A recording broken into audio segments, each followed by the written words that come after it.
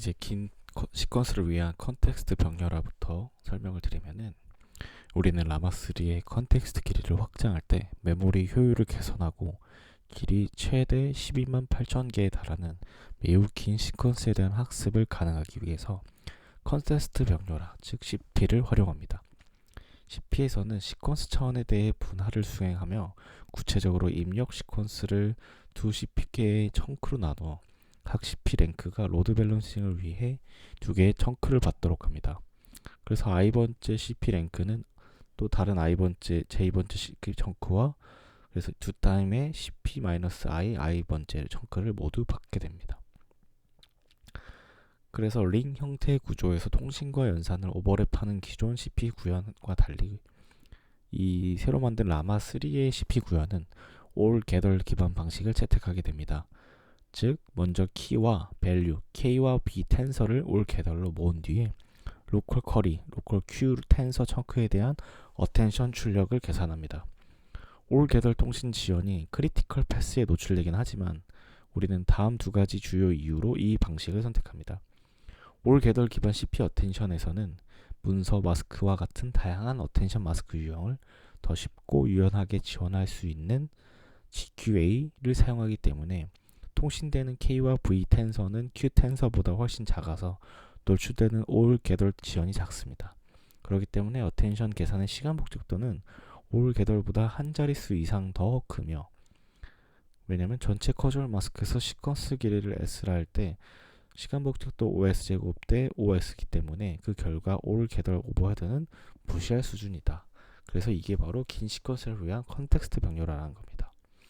그 다음에는 네트워크 인지 병렬화 구성을 하였습니다. 그래서 병렬화 차원의 순서 TP, CP, PPDP는 네트워크 통신을 고려해 최적화되어 있습니다. 가장 안쪽 병렬화는 가장 높은 네트워크 대역폭과 가장 낮은 지연을 요구하므로 보통 같은 서버 내부로 제한됩니다. 가장 바깥쪽 병렬화는 여러 아웃홈 네트워크에 걸쳐 허용될 수 있으며 더 높은 네트워크 지연을 허용해야 합니다. 그렇기 때문에 대역폭 및 지연 요구 사항에 기반하여 병렬화 차원을 TP, CP, PPDP 순서로 배치하게 됩니다. TP는 샤딩된 모델 가중치를 비동기적으로 프리패치하고 그레디언트를 줄이는 방식으로 더 긴 네트워크 지연을 견딜 수 있기 때문에 가장 바깥쪽 병렬화가 됩니다. 통신 오버헤드를 최소화하면서 CPU 메모리 오버플로를 피하는 최적의 병렬화 구성을 찾는 것은 어렵습니다. 그렇기 때문에 메모리 소비 추정기와 성능 예측 도구를 개발하였으며 이를 통해 다양한 병렬화 구성을 탐색하고 전체 학습 성능을 예측해서 메모리 갭을 효과적으로 식별할 수 있었습니다. 그렇기 때문에 수치적 안정성이 있는데 서로 다른 병렬화 설정들 사이에서 학습 손실을 비교함으로써 여기서 이 연구자들은 학습 안정성에 영향을 주는 여러 수치적 문제를 수정하였습니다. 그래서 학습 수령을 보장하기 위해 여러 마이크로 배치에 걸친 역전파 계산에서 백워드 계산이라고 하죠. 여기서 FP32 그레디언트 누적을 사용하고 FSDP에서 데이터 병렬 워커 들 간의 그레디언트를 FP32 레디우스 스캐터를 하게 됩니다. 그러니까 백 패러미터 말고 순전파 계산에서 여러 번 사용되는 중간 텐서의 경우 역전파 그레디언트도 FP32로 누적합니다. 그래서 이게 무슨 말이냐면 아까 말씀드렸던 컨테스트 병렬화, 즉 CP는 긴 두 마리 편지를 양쪽에서 나눠 읽는 겁니다. 왜냐면 편지가 엄청 길어서 한 사람이 다 들고 보기 힘든 거죠.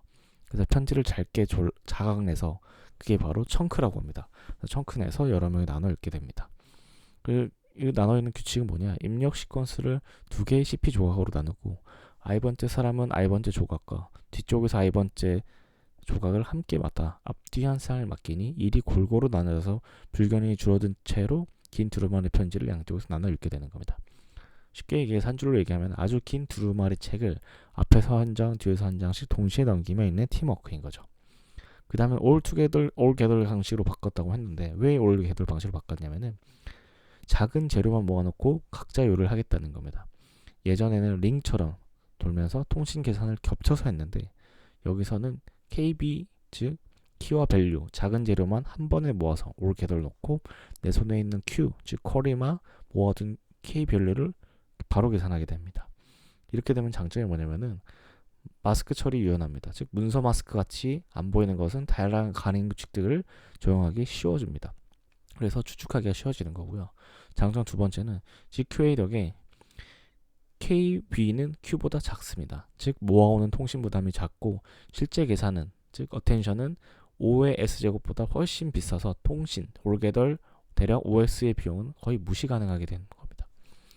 즉 뭐냐면은 큰 요리는 제일 손이 많은 가는데 이게 뭐냐면 커리죠.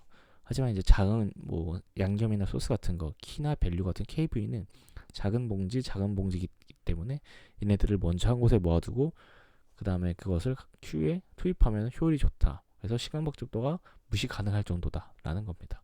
그래서 올 겟더를 사용한다는 겁니다. 그래서 네트워크를 아는 병렬화 순서는 뭐냐면은 가까운 일부터 먼 일은 나중에입니다. 병렬화를 TP, CP, PP, DP 순서로 둔 이유는 안쪽은 이제 가장 빠른 통신이 필요하거든요. 그래서 같은 서버 안에서 끝내자는 것입니다. 그래서 TP, 텐서 병렬은 같은 기계 안에서 손살같이 통신이 필요하고 CP, 컨텍스트 병렬 같은 경우는 길이 분할 통신, 즉 아직 빠른 통신이 이득이다라는 겁니다. 그래서 바깥에서는 느린 통신도 가능하지만 멀리 확장도 가능하기 때문에 PP, 즉 파이프라인 단계에 넘나들고 비교적 느린 통신도 감내하게 됩니다. 그래서 DP, FSDP, 비동기 프리패치 리듀스로 지원에 가능하게 되기 때문에 가장 바깥이다. 쉽게 얘기해서 가까운 통신, 즉 집안일부터 끝내고 동네일, 그 다음에 마지막 뭐 구일, 시청일, 나라일처럼 멀리 가는 일을 맨 뒤로 순서를 두고 가까운 일부터 끝내자라는 게 지금 앞서 말한 것들입니다. 되게 복잡하게 되어 있지만 사실은 가까운 일부터 끝내자, 그리고 먼 일은 나중에 처리하자라는 겁니다. 그래서 최적 조합 찾기라는 게 뭐냐면은 가방 무게를 재보는 거와 시간표 시뮬레이터를 같이 하는 겁니다. 현실은 메모리 넘침과 통신 오버헤드 사이의 줄타기입니다. 그래서 메모리 소비 추정기로 가방 무게를 미리 재고 성능 예측 도구로 시간표를 미리 돌려봅니다. 그래서 여러 구성 후보를 가볍고 빠르게 비교해서 최적의 세팅을 찾게 됩니다. 이걸 비유하자면 소품 가방을 싸기 전에 무게계로 재본 다음에 출발 전 길막 시뮬을 돌려서 최단 코스로 고르는 겁니다. 그래서 가방 무게를 재서, 이 가방 무게를 잰다는 게 뭐죠? 메모리죠. 메모리를 판단을 해서 어떻게 무게를 했을 때 가장 최적의 길을 갈 수 있는가를 시간표 시뮬레이터로 돌리는 것이 최적 조합 찾기입니다. 수치적 안정성은 뭐냐면 계산은 튼튼하게 하고 합칠 땐 뚜렷하게 한다는 겁니다. 서로 다른 병렬화 세팅을 돌려보며 학습 손실을 비교하게 되고 숫자 흔들림을 교정하게 됩니다. 그렇게 되면 해결책이 되는 거고 여러 마이크로 배치에 걸쳐 그레디언트는 FP32로 누적하게 됩니다. 즉 정밀하게 합산을 하게 할 수 있게 되고 그렇게 되면서 FSDP에서 워커간 그레디언트도 FP32로 리듀스 스캐터, 즉 정확하게 섞이게 되며 여러 번 재사용하는 중간 결과가 예를 들어 비전 인코더 출력같이 백워드, 즉 역전파 그레디언트도 FP32로 누적됩니다. 쉽게 얘기해서 동전을 한번 이제 이 정밀저울이 뭐죠? FP32죠. 정밀저울에 모아서 세야 합이 틀리지 않습니다. 하지만 작게 쪼개 세면은 동전들이 오차가 생길 수 있겠죠. 그래서 정밀 모드로 한 번에 잘 세겠다라는 게 FP32입니다. 이걸 지금까지 말한 걸 다시 또 예측을 하게 되면은 CP 뭐죠? 긴 문장, 긴 두루마리를 앞뒤 한 쌍으로 나누어 골고루 처리하는 거. 올 겟더과 GQA는 뭐냐? 작은 KV, 즉 키와 밸류만 모아두고 큰 계산, Q, 쿼리에 집중해서 통신 부담을 무시할 수 있는 수준으로 낮춘다. 세 번째, 병렬화 순서 TP, CP, PP, DP. 아까 뭐라고 말씀드렸냐면 가까운 통신부터 먼저 하고 느린 건 바깥으로 한다. 그 다음에 메모리 성능 도구로 조합을 미리 시험해서 최적 설정을 찾는 겁니다. 그래서 FP32 누적 리도스로 숫자 안정성을 확보하게 되면 흔들림이 방지됩니다. 또 이제 다음 개념으로 넘어가게 되면 집합 통신이라는 게 있으면 Collective Communication이라는 건데 라마3를 위해서 이 연구자들은 집합 통신 라이브러리가 엔비디아의 NCCL 라이브러리를 포크한 NCCL-X를 기반으로 하게 됩니다. NCCL-X는 특히 지연이 더 큰 네트워크에서 NCCL의 성능을 크게 개선하게 됩니다. 병렬화 차원의 순서가 TP, CP, PP, DP이며 DP가 FSDP에 해당한다는 점을 통해서 상기를 했을 때 가장 바깥쪽 병렬화 차원인 PP와 DP는 다중호흡 네트워크를 통해 통신할 수 있으며 지연이 수십 마이크로초까지 증가할 수 있습니다. 기존의 NCCL의 콜렉티브 같은 경우는 FSDP에서의 All Gather 그리고 Reduce Scatter 그리고 PP에서의 Point Point to는 데이터 chunking, 데이터를 자르는 거죠. 단계적 데이터 복사를 필요로 합니다. 그래서 이 접근은 다음과 같은 여러 비교율을 초래하게 되는데 뭐냐면은 데이터 정성을 용이하게 위해 네트워크 상에서 매우 많은 수의 작은 메시지를 교환하게 되고 추가적인 메모리 복사 연산이 발생하며 통신을 위해 추가적 GPU 사이클을 사용하게 됩니다. 라마3 학습에서는 이러한 비효율 중 일부를 해결하기 위해 대규모 클러스터에서 수십 마이크로초까지 켜질 수 있는 네트워크 지원에 맞도록 청킹 및 데이터 정성을 튜닝합니다. 또한 작은 제어 메시지들이 네트워크에서 더 높은 우선순위로 전달될 수 있도록 하며 특히 딥 버퍼 코어 스워치에서 헤드 오브 라인 블로킹이 발생하는 것을 피하도록 합니다. 그래서 향후 라마 버전을 위해 지금 진행 중인 작업은 앞서 언급한 문제들을 전체적으로 해결하기 위해 NCCLX에 더 근본적인 더 딥한 변경을 가하는 것이 집합통신입니다. 그래서 이거는 표를 보게 되면은 이렇게 되어 있는 거고 지금 이런 집합통신이 무엇을 얘기하게 되냐면은 초대형 택배 메신저 시스템입니다. 이게 바로 집합통신이다. 그래서 NCCL을 하고 있다가 이제 NCCLX로 바꿨는데 이거를 뭐냐면 예를 들어 어떤 회사가 잘 되고 있던 거를 우리 회사에 맞게 우리 공장에 맞게 튜닝하는 겁니다. NCCLX로. 그래서 원래 많이 쓰는 NCCL이란 택배 시스템을 말하는 겁니다. 즉 통신 라이브러리 같은 건데 NCCLX는 맞춤형 버전으로 좀 더 커스터마이즈하는 버전으로 성능을 끌어올린 겁니다. 그래서 멀리 돌아가는 일, 다중 홉이라고 하죠. 그래서 지연이 수십 마이크로소프트까지 길어질 수 있는 구간, 파이프라인, PP, 데이터 병렬, DP에서 더 빠르게 할 수 있도록 NCCLX라는 맞춤형 버전을 만들었습니다. 그래서 예를 들어 쉽게 비유하면은 널리 쓰이는 태근 CJ 대한통운 이런 걸 쓰지 않고 이걸 CJJ 대한통운이라고 해서 우리에 맞게끔 커스터마이징한 택배 회사를 쓰겠다라는 겁니다. 그럼 이렇게 되면 뭐가 되냐면은 기존 방식의 비율이 어디에 있었냐면 쪼개보내기와 청크 같은 거와 이걸 여러 번 옮겨 당긴 게 함정이 있었는데 이거를 해결해 줄 수 있다는 겁니다. 그래서 NCCL 같은 경우는 보통 청킹을 하죠. 큰 상자를 잘게 쪼개서 보내고 그걸 이제 단계적 복사를 합니다.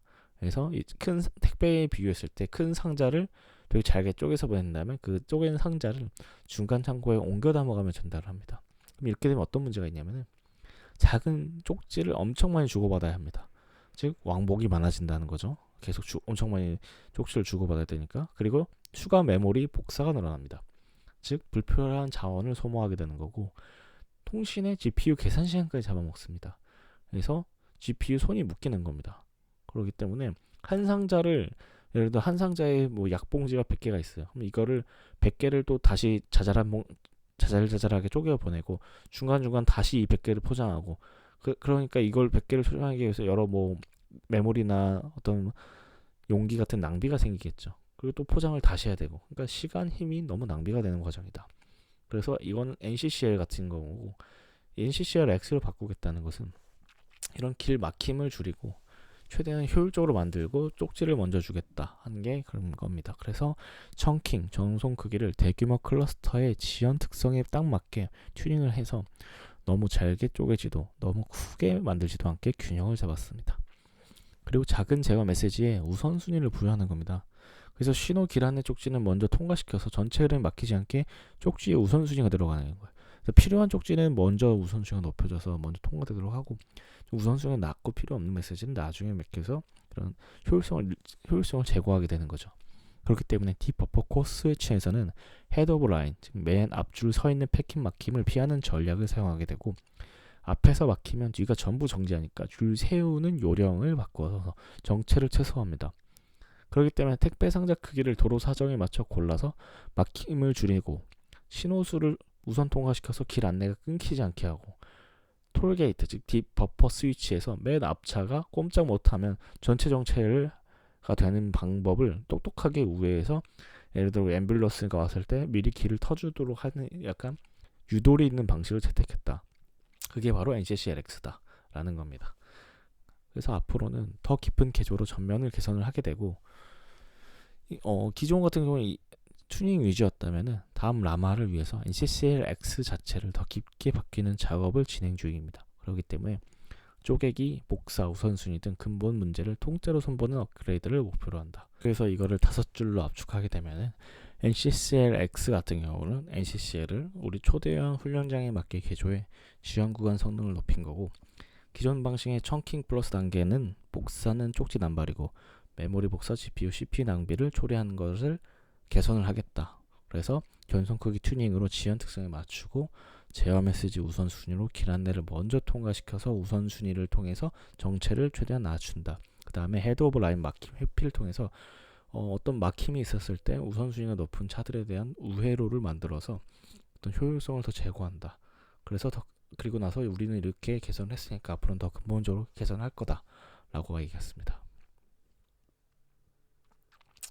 그래서 이제 어떻게 되냐면 신뢰성 및 운영상의 도전이 생깁니다. 왜냐면 16000K의 GPU 학습의 복잡성과 잠재적 실패 시나리오는 그동안 운영해온 훨씬 더 큰 규모의 CPU 클러스터보다 더 어려운 겁니다. 그래서 학습은 동기 방식이기 때문에 장애 허용성이 더 낮으면서 단 하나의 GPU 고장만으로도 전체 작업을 재시작해야 할 수 있습니다. 이러한 도전에도 불구하고 라마3에서는 펌웨어 및 리눅스 커널 업그레이드와 같은 자동화된 클러스터 유지 보조를 지원하면서도 유효 학습 시간 90% 이상을 달성하는 매우 큰 성과를 달성했다 라고 논문에서 주장을 하는데요. 이거 같은 경우는 매일 최소 1회 학습 중단을 초래했다 라면서 주석도 달아놨습니다. 유학습 시간은 이제 경과 시간 대비 유효한 학습에 실제로 사용된 시간을 측정한 겁니다. 사전학습의 54일 스냅샷 기간 동안 우리는 466회의 작업 중단을 경험을 했다는 거 논문 연구자들 얘기를 했고요. 그래서 이 460회 중에 47회 같은 경우는 펌웨어 업그레이드 같은 자동 유지 보수 작업이나 설정 또는 데이터셋 업데이트와 같은 운영자 주도 작업으로 인한 계획된 중단도 발생했다고 합니다. 그래서 나머지 419회는 예기치 않은 중단이었으며 표 5에 분류되었습니다. 표 5 여기 나와 있죠. 몇 번 이게 중단됐다는 건지. 그래서 예기치 않은 419회 중단도 있었고, 예기치 않은 중단은 78% 같은 경우는 GPU 또는 호스트 구성 요소와 과장 같은 하드웨어적 문제인 거. 그러니까 80%가 대략적으로 하드웨어 문제였다. 아니면은 사일런트 데이터 손상이나 계획되지 않은 개별 호스트 유지 보수의 이벤트처럼 하드웨어 관련으로 의심되는 문제에 기인한다. 그래서 GPU 문제는 가장 큰 범주로 모든 예기치 않은 이슈의 58.7%를 차지한다. GPU 문제가 거의 60%를 차지한다는 겁니다. 그래서 실패 건수가 많았음에도 이 기간 동안 의미 있는 수동 개입이 필요했던 경우는 단 3회뿐이었고 나머지 이슈는 자동화로 처리했다. 그래서 그 자동화 이슈 처리나 문제가 생긴 거를 이 표에 나타났다. 그래서 보통 GPU나 호스트에 대부분 문제가 있었다는 것을 여기 표 보시면 알 수 있죠. 그래서 이 저자들이 뭐라고 얘기했냐면은 16,000대의 GPU로 거대한 이제 공장을 멈추고 돌리지 않는 법을 얘기를 하는 거예요. 근데 거대한 공장이 자동화되게 했다. 근데 이게 왜 어렵냐면은 GPU가 16,000대가 딱 있는데 동시에 일하는 동기 방식인 겁니다. 즉 합주 같이 연주를 하는 거예요. 그래서 단 한 대만 고장나도 전체 공연을 다시 시작해야 합니다. 우리 오케스트라를 하는데 바이올린 16,000대가 동시에 해야 되는데 한 명이 삐끗만 해도 다시 그 공연을 시작을 해야 된다는 겁니다. 그래서 이제 합창단에서 한 명이 음이탈하면 다시 처음부터 하니까 이게 좀 어렵다. 다 동시에 맞춰줘야 된다. 그래서 성과가 어떻게 했냐면은 유효 학습 시간을 90% 달성했답니다. 그래서 하루에 적어도 한 번은 그래도 멈췄대요. 하지만 전체 시간 중 90% 이상은 진짜 학습을 했다. 모델 트레이닝을 했다. 그래서 유효 학습 시간이라는 게 뭐냐면은 시계로 잰 시간 중에 실제로 공부에 쓰인 비율입니다. 그게 이제 90%를 달성했다는 거고. 그래서 54일 동안 우리 테스트를 했는데 무슨 일이 있었냐. 이 표를 보면 됩니다. root cause categorization of unexpected interruption during the 54 days period of Rama 3 라고 되어 있죠. 그래서 이때 총 중단은 466회. 그래서 계획된 중단은 47회. 무슨 업데이트를 한다든지 펌웨어, 커널, 데이터셋 교체, 장비 교체 등. 그다음에 제일 중요한 게 뭐냐면 예기치 않은 중단인 겁니다. 근데 예기치 않은 중단은 419회 했는데 이 중에 약 78%는 하드웨어 계열의 문제일 거다라고 확신을 하거나 대부분은 의심을 하게 되는 겁니다. 그 중에서도 하드웨어 중에서도 누가 가장 문제가 클까요? 모두가 알다시피 GPU 문제가 가장 큽니다. 약 58.7%로. 그래서 하지만 이럼에도 불구하고 사람이 직접 나서야 해서 직접 만져야 했던 건 몇 건뿐이라는 거죠. 3번 했다. 나머지는 자동화로 깔끔하게 처리했다. 어떻게 하면 이렇게 되는 것이냐. 그래서 라마 이 만드는 사람들이 우리는 자동화된 유지 보수를 만들었어. 그래서 펌웨어 리눅스 커널 업그레이드도 작업 스케줄에 맞춰 자동으로 돼. 그리고 빠른 시작과 복구를 만들었기 때문에 멈추면 빨리 다시 가동해서 유후 시간을 최소화하고 대규모 모니터링의 경우 고장 기밀을 빨리 탐지하고 자동으로 대응한다 라고 얘기를 했습니다. 그래서 한 줄 요약하면은 동기학습이란 이제 GPU 고장도 전체 재시작 위험이 있는 굉장히 위험한 동기학습이다. 하지만 우리는 매일 실행을 했을 때 유학습 90%, 즉 하루 실행 시간 중에 거의 90%는 학습을 하고 있었다. 그리고 하루에 한 번 이상은 멈추긴 했다. 인정한다. 우리 멈췄다. 그래서 54일 동안은 중단은 466회 됐고 그중에 계획된 건 47회였지만 예기치 않은 거, 우리가 예상하지 못한 거는 419회였다. 그래서 그 419회 중에 대부분은 하드웨어 문제이고 약 80%, 그 80%의 또 거의 60%는 GPU 문제였다. 하지만 이럼에도 불구하고 우리는 수동 개입을 3회만 해서 나머지는 자동화로 해결되었다는 겁니다. 그래서 이 사람들은 유후 학습 시간을 늘리기 위해 작업 시작 및 체크포인트 시간을 줄였고 빠른 진단과 문제 해결을 위해서 도구를 개발했습니다.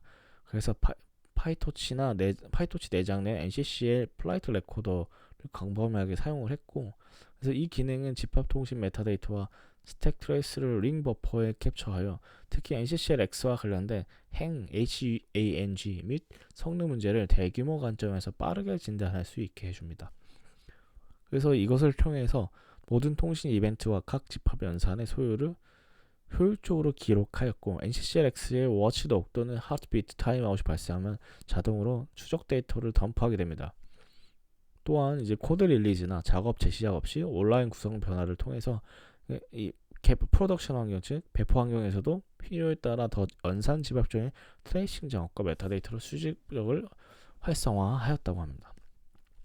그래서 대규모 학습에서의 디버깅은 네트워크에서 앰비링크와 로셀을 혼합 사용한다는 점 때문에 복잡해집니다.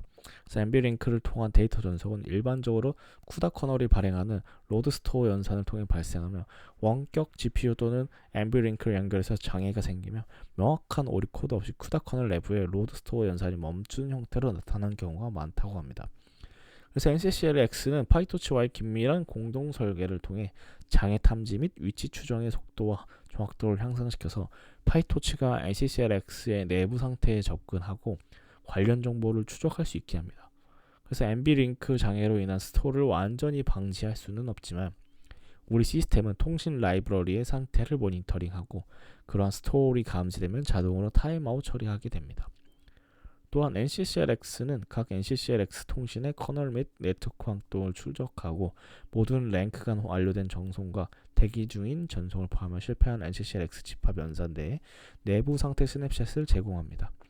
그래서 우리는 이 데이터를 분석해서 NCCLX 스케일링 문제를 디버깅하고 있습니다. 때로는 이제 하드웨어 문제가 작동은 하지만 느린 스트랭글러를 만들 수도 있는데 이는 참작이 어렵습니다. 왜냐하면 단 하나의 스트랭글러만으로도 수천 개의 다른 GPU를 느리게 만들 수 있으며 종종 이제 정상 동작하지만 느린 통신처럼 왜곡돼 보이기도 하는 거죠. 그래서 특정 그룹에서 잠재적으로 문제가 있을 수 있는 통신을 우선순위로 올려서 조사할 수 있는 도구를 개발했습니다. 그래서 이제 흥미로운 관찰 중 하나는 환경 요인이 대규모 학습의 성능에 미치는 영향이라는 겁니다. 그래서 라마3의 경우 시간대와 처리량이 일주기적으로 1%에서 2%씩 변동하는 것을 확인했습니다. 그래서 이 변동은 한낮의 높은 온도가 GPU의 동적 전압 주파수 스케일링에 영향을 주기 때문에 발생합니다. 학습 중에는 수만 개의 GPU가 동시에 전력 소비를 증가시키거나 감소시킬 수 있습니다. 예를 들어 체크 포인팅이나 집합 통신이 끝나기를 모든 GPU가 기다릴 때 또는 전체 학습이 시작 종료될 때 이런 현상이 발생하는데요. 이 경우 데이터 센터 전체의 전력 소비가 수십 메가와트 수준으로 순간적으로 변동할 수 있습니다. 이는 전력망의 한계를 압박을 하게 되고 향후 더 큰 라마 모델을 학습 규모로 확장하는 과정에서 우리가 계속 직면하는 도제입니다. 그러니까 이게 어떻게 되는 거냐면은 유효 학습 시간을 늘리는 것은 뭐냐면 공장 가동률을 올리는 겁니다. 그래서 시작 저장을 빨리 해야 되고 그다음에 블랙박스로 달아야 됩니다. 시작, 즉 스타트업과 저장, 체크 포인팅의 시간을 줄였어. 즉 빨리 하게 했으면 공장이 시동 걸기, 중간 저장에 쓰이는 시간을 줄여서 실제 일하는 시간을 증가됩니다. 그 통신 블랙박스, 즉 NCCL 플라이트 레코더를 달았기 때문에 네트워크에서, 즉 길에서 주고받는 모든 신호와 기록을 링 버퍼에 계속 메모하게 되고, 링 버퍼는 동그란 노트 같은 겁니다. 노트에 계속 메모하게 되고, 문제가 생기면은 자동으로 기록을 덤프하게 돼서, 이건 누가 하죠? 워치독이라고 하죠. 워치독에서 어디서 막혔는지 바로 봅니다. 그래서 원격으로 스위치 온오프, 즉 온라인 구성 변경도 가능하게 되고, 이 공장이 멈추지 않고 더 추가 기록을 더 자세히 켜거나 끌 수 있습니다.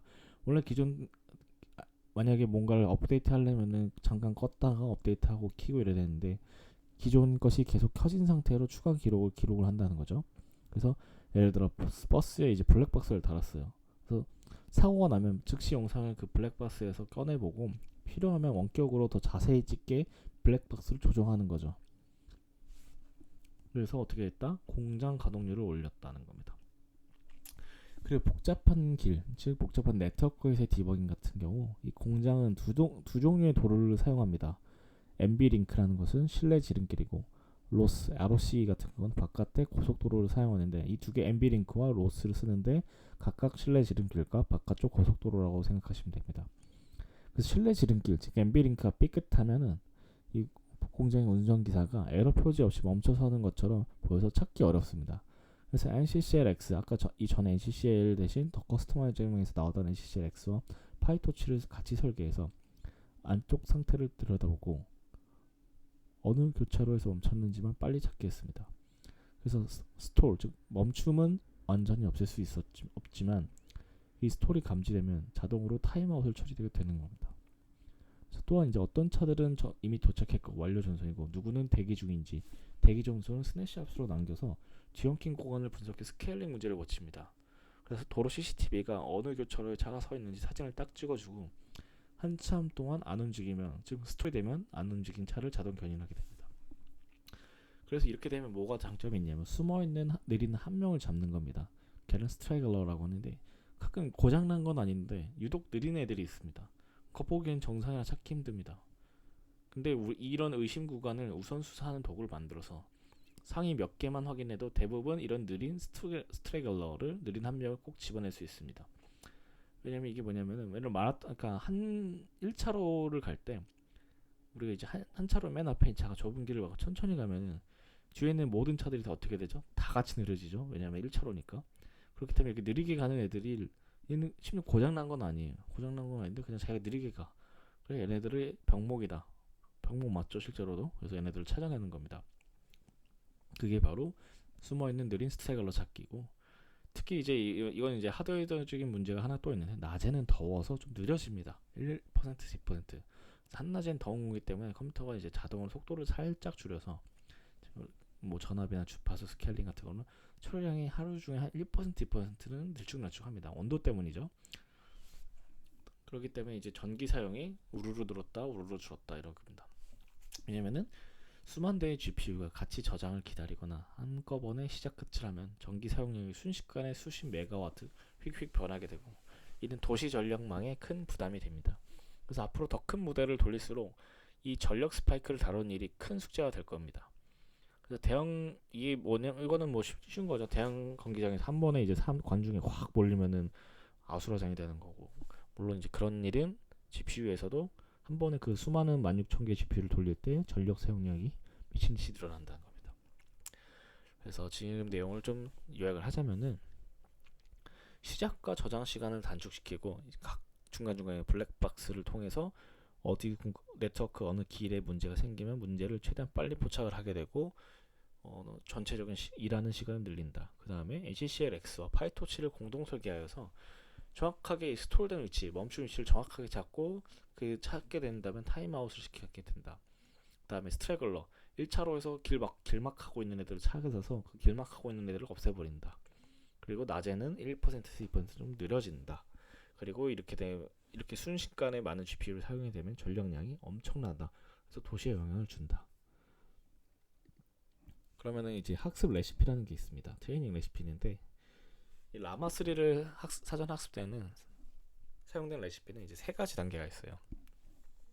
네, 초기 사전 학습이 있죠. 이건 유명한 거죠. 사전 학습, 그다음 장문 컨테스트, 즉 문맥을 알려주는 문맥 사전 학습, 그다음 어니어링입니다. 그래서 이 세 개를 각각 설명을 해드리면은 이제 초기 사전 학습 같은 경우는 이 아담 W를 사용해서 라마 3를 사전 학습하며 피크 학습률 8의 8000 스텝 선형 워밍업을 사용해서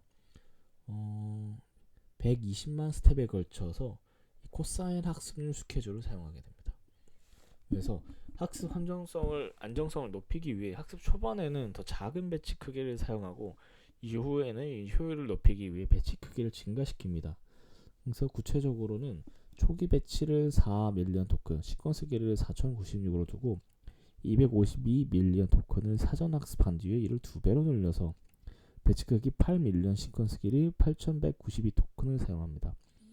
이후 2.87T 토큰으로 사전 학습한 뒤에 배치 크기를 다시 2배로 늘려 16 밀리언으로 만듭니다.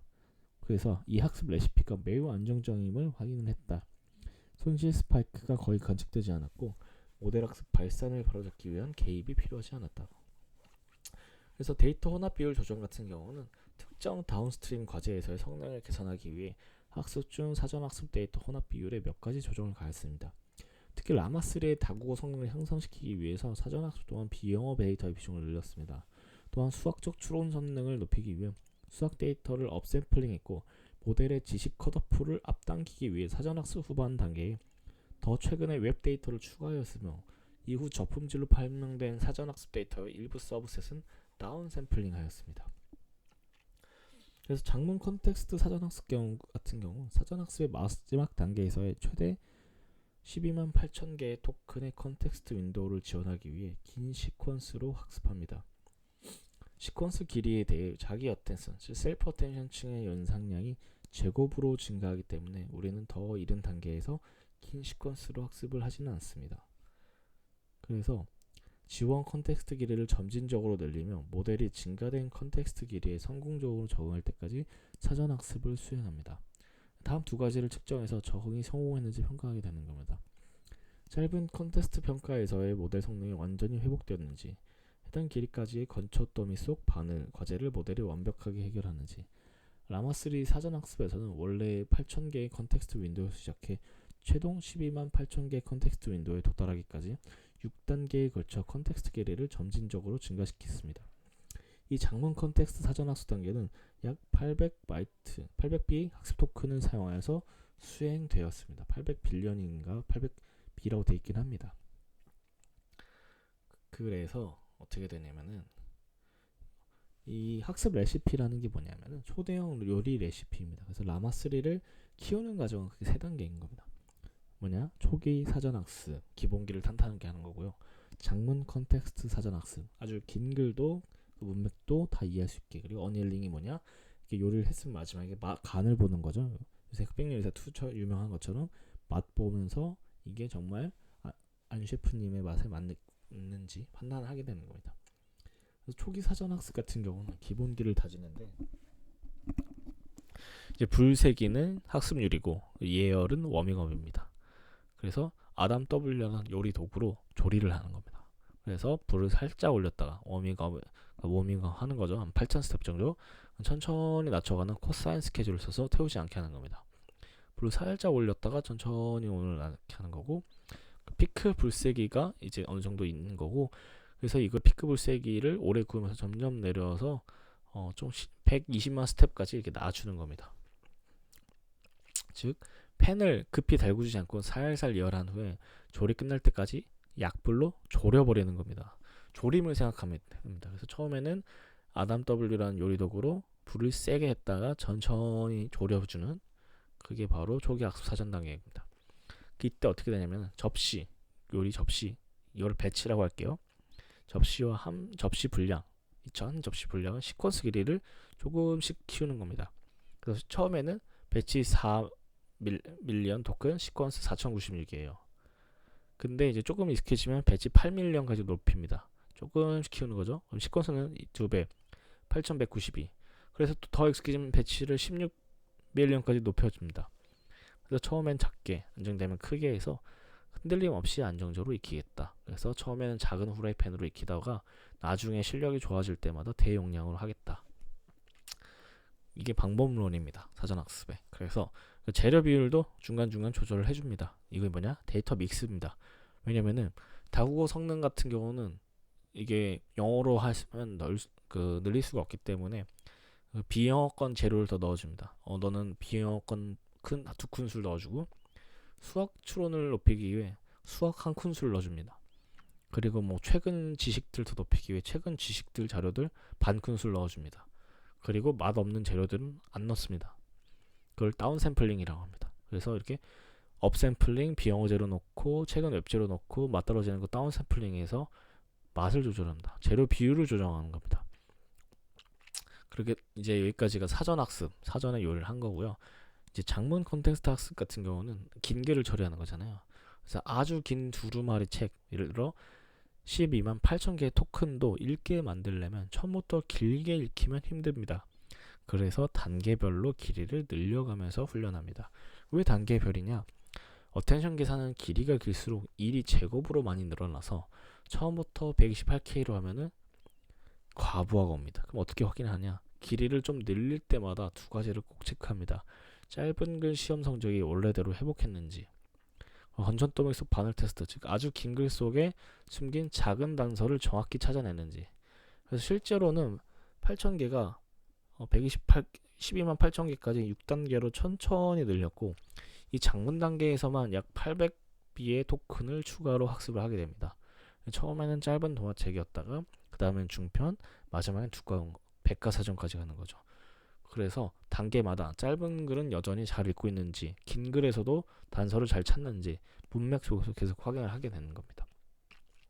요약을 하게 되면은 초기 사전 학습 같은 경우는 불세기를 천천히 처음엔 세게 중불 했다가 온도를 낮추면서 졸여주는 학습도 하고, 그 다음에 접시 분량 같은 거는 처음에는 한입거리 파인다이닝 갔다가 어느 정도 적응이 되면은 뭐 한 국자 뭐 엄청 크게 양을 많이 준다. 그리고 재료 비율 같은 경우는 영어만 쓰는 게 아니라 비영어권도 쓰고 수학적인 지식도 넣고 최신 재료도 넣고 해서 조절을 한다.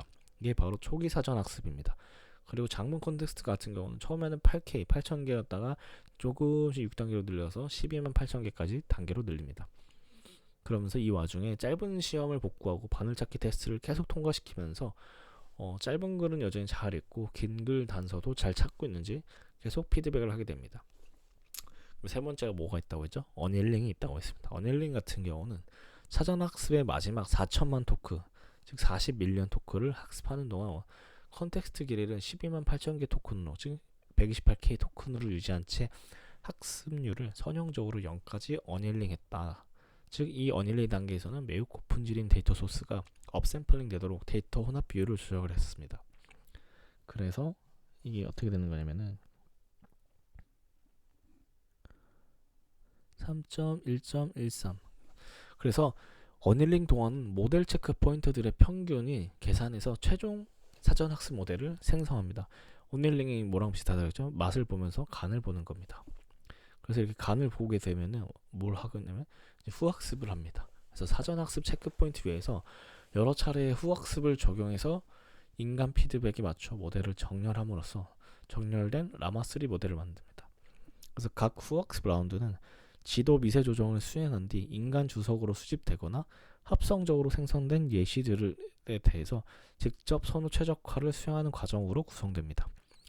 그래서 후학습 및 모델링 및 데이터 접근법은 각각 4점 그 앞에 뒤에 설명을 할 것이고, 그 4.3점 그 더 뒤에는 추론과 코딩, 사실성, 다고 사용, 도구 사용, 장문 콘텍스트 및 정밀한 지시 이행을 개선하기 위해 맞춤형 데이터 큐레이션 전략을 사용했다는 것을 이따 말씀드리겠습니다. 그래서 이제 어닐링이 뭐냐? 어닐링은 이제 맛을 보면서 간을 맞추는 거죠. 이게 무슨 뜻이냐면은 이제 어떤 뭐 조림을 했을 때, 조림 아까 다 했었죠. 사전학습 때 했는데 이제 불세기를 점점 완전 줄여서 불을 끄고 이제 맛을 봤는데 맛이 생각보다 짜면은 뭐 물 조절하는 건지 아니면 뭐 싱거우면 좀 더 짜는 걸 넣고 이렇게 하면서 마무리를 하는 단계입니다. 그래서 어떻게 했냐 이거를 4천만 토큰 동안, 즉 마지막 4천만 토큰 동안은 그 길이를 아주 길게 12만 8천 개로 유지합니다. 그래서 학습률을 직선처럼 쭉, 즉 0까지 낮추는 건데 이게 선형 감쇄죠. 그 다음에 좋은 재료들, 즉 고품질 데이터 비율을 조금 더 많이 넣어서, 즉 소위 말하는 미원을 넣어서 맛을 또렷하게 하는 겁니다. 그런 다음에 여러 번 저장해둔 중간 결과들, 즉 체크 포인트들을 평균 내서 가장 안정적인 맛으로 완성시킨다. 가장 뭐 짜지도 않고 달지도 않고 너무 짜지도 않고 너무 달지도 않고 한 가장 안정적인 맛으로 만든다. 이게 바로 어닐링입니다. 그 다음에 이제 후학습을 하게 되는 거죠. 이제 이거를 지금까지는 프리트레이닝, 기존 학습이었으면 후학습, 퍼스트 트레이닝 같은 경우는 기존에 만들었던 거 이제 똑똑이로 만들어 겁니다. 똑똑하게 더 만들어주는 건데, 아니면 이제 사전 학습으로 지식은 많은데 아직 투박한 요리사입니다. 근데 얘를 이제 지시를 해주는 거죠. 그러니까 요리를 할 줄 아는데 무슨 요리를 할지는 모르는 겁니다. 그래서 내 말을 잘 듣게 하고 바르게 행동하는 정말 뇌에 달린 요리사로 만드는 과정이 후 처리 과정입니다. 그래서 첫 번째 단계는 SFT, 그러니까 지도 미세 조정을 하게 될 건데, 이게 뭐냐면 예시 보고 따라하는 겁니다. 사람이 원하는 질문, 대답 예시를 많이 보여주고 이럴 땐 이렇게 답하라고 따라하게 훈련해서 기본 예절과 말투 형식을 배우게 하는 거고, 두 번째는 DPO, 직접 선호 최적화인데 취향을 넣어주는 겁니다. 이거는 좋고 이거는 나쁘고 이렇게. 그래서 사람이 두 답 중에 좀 더 좋은 것을 골라주면은 이 모델이 사람 선호 쪽으로 성향을 맞춰가는 훈련입니다. 사실에 더 가깝고 이해 있고 지시를 따르는 쪽으로 정렬이 되는 거죠. 무엇이 좋아지냐면은 추론 코딩 같은 경우는 더 차분해지는 거고, 사실성이 올라가고, 다고 도구 사용, 그리고 아주 긴 글 처리에도 더 능숙해집니다. 정확한 지시 이행이 더 또렷해집니다. 그렇기 때문에 SFT는 예시 보고 책 따라하기, DPO는 이 답이 더 좋아라는 투표로 취향 맞추는 것과 미세 조정이 있습니다. 그럼 이제 모델링이 뭐냐? 그러니까 여기서 후학습 전략의 핵심은 보상 모델과 언어 모델입니다. 그래서 인간 주석 선호 데이터를 사용해서 사전학습 체크포인트 위에서 보상 모델을 학습합니다. 그 다음에 사전학습 체크포인트를 지도 미세 조정으로 파인튜닝하고 이어서 직접 선호 최적화로 체크포인트를 추가 정렬합니다. 그래서 이 과정은 이제 그림 7에 나타나 있는데 여기에 나타나 있는 겁니다. 지금까지 보여준 게 모델링 하는 거에 계속 과정을 보여준 거고, 그 다음에 뭐 따로 언급이 없으면은 이 모델링 절차 같은 경우 라마3에 적용된 모델링 정차라고 보시면 됩니다. 그리고 이거를 간단하게 하기 위해서 이제 여러 방식을 하게 됩니다. 그래서 첫 번째 형식은 뭐냐면은 채팅 대화 형식입니다. 그래서 LLM을 인간 AI 상호작용에 맞게 튜닝하려면 모델이 인간의 지시를 이해하고 대화 과제를 수행할 수 있도록 채팅 대화 프로토콜을 정해야 됩니다. 라마3는 이전 모델에 비해 도구 사용과 같은 새로운 능력을 갖추었는데, 이는 하나의 대화 턴 안에서 여러 메시지를 생성하고 서로 다른 목적지로 보내야 할 수 있습니다. 그래서 이를 지원하기 위해 다양한 특수 헤더 토큰과 종료 토큰을 사용하는 새로운 다중 메시지 채팅 프로토콜을 설계했습니다. 그래서 헤더 토큰은 대화에서 각 메시지의 출처와 목적지를 표시하는 데 사용되고요. 마찬가지로 종료 토큰은 사람이 말할 차례와 AI가 말할 차례를 번갈아 전환할 시점을 나타냅니다. 그 다음에는 보상 모델링 방식을 사용합니다. 그래서 다양한 능력을 포괄하는 보상 모델, 즉 리워드 모델을 사전학습 체크포인트 위에서 학습합니다. 그래서 학습 목적 함수는 라마2와 동일하지만 데이터 스케일링 이후 개선폭이 줄어드는 것을 관찰했기 때문에 로스에서 마진항을 제거합니다.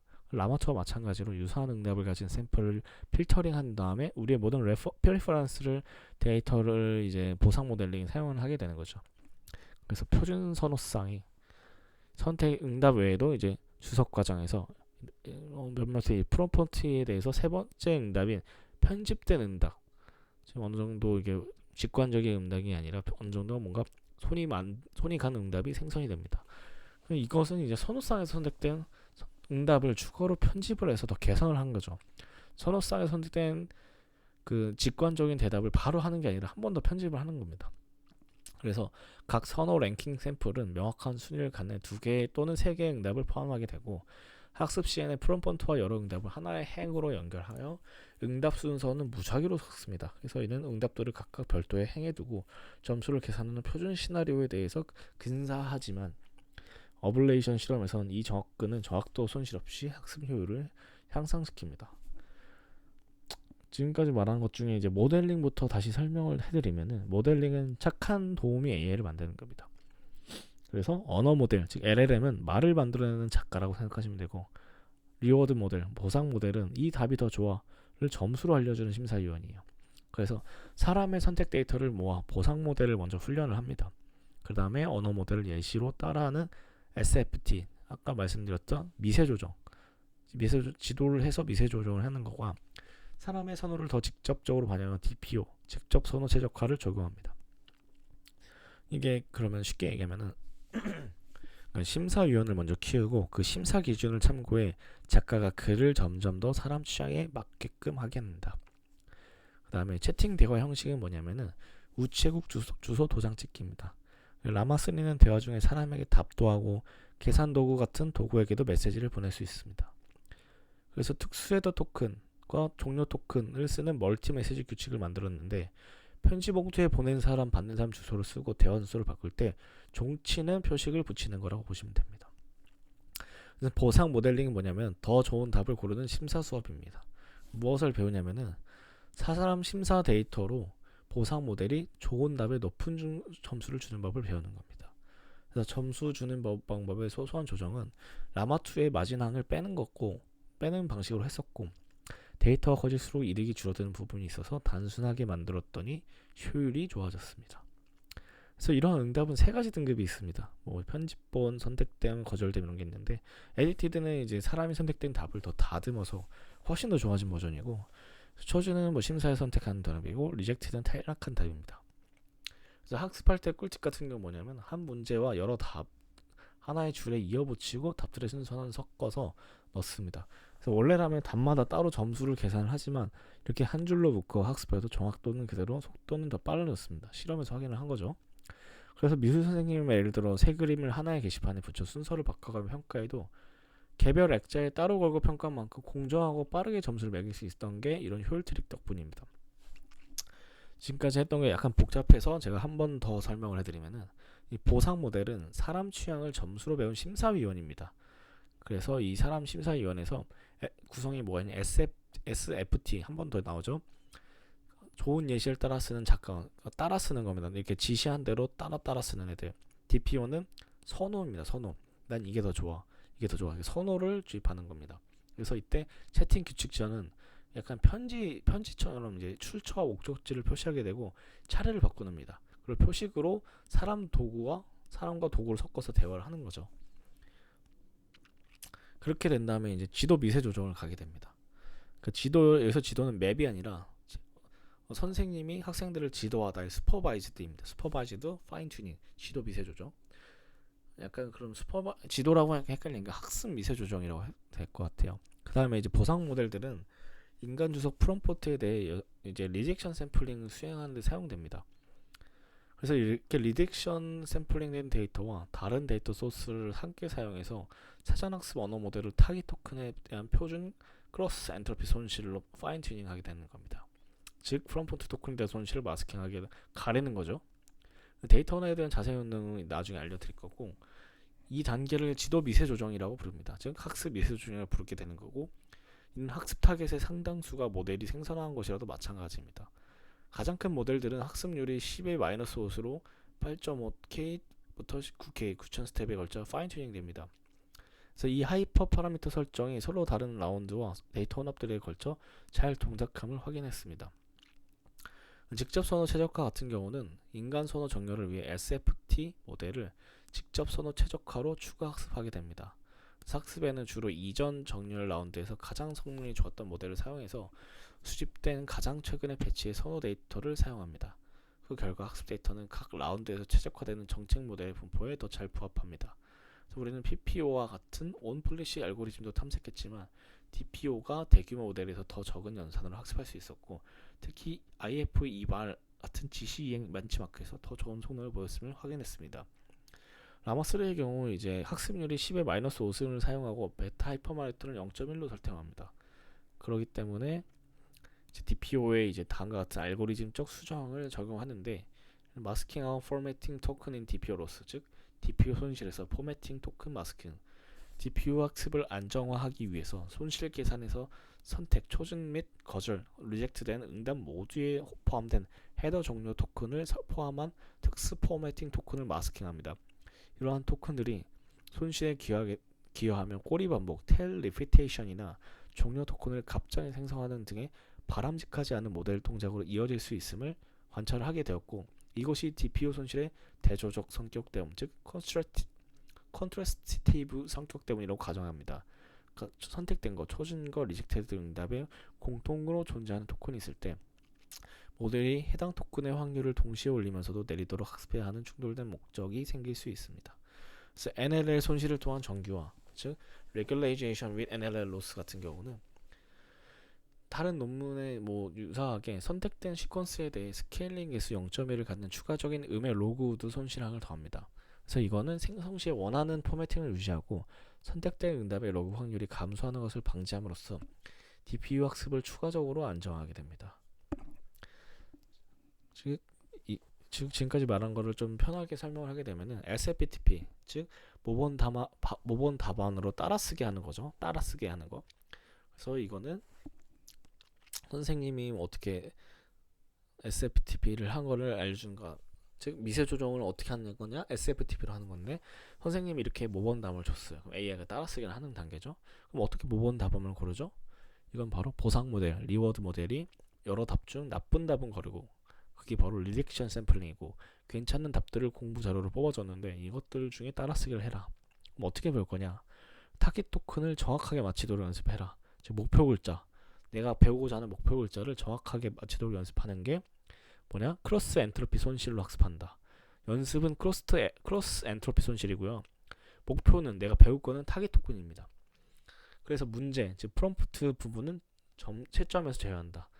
이건 뭐죠? 마스킹한 거죠. 문제는 마스킹 하는데 목표 글자를 잘 해봐라. 그래서 훈련 세팅 같은 경우는 이제 큰 모델 기준으로 학습률이 약 8.5에서 9,000 스텝이고 여러 번 라운드를 돌려도 안정적으로 잘 작동합니다.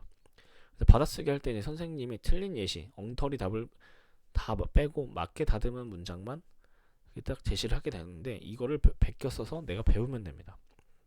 그 다음에 이제 DPO 같은 경우는 사람의 취향에 맞춰서 이제 답 고르는 거죠.